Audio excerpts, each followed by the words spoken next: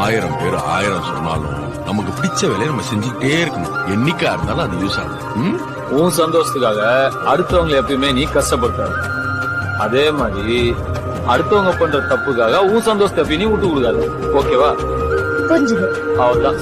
ஜெயிப்பனா தோப்பனான்னு தெரியாது, ஆனா தோத்தாலும் ஜெயிச்சாலும் அந்த கனவை துரத்திட்டே தான் இருக்க போறேன். அதிசயம் என்னவென்றால் அதன் இரு பக்கம் கூறியிருக்கும். கனவுக்கு செயல் கொடுத்தால் அந்த சூரியனில் செடி முளைக்கும்.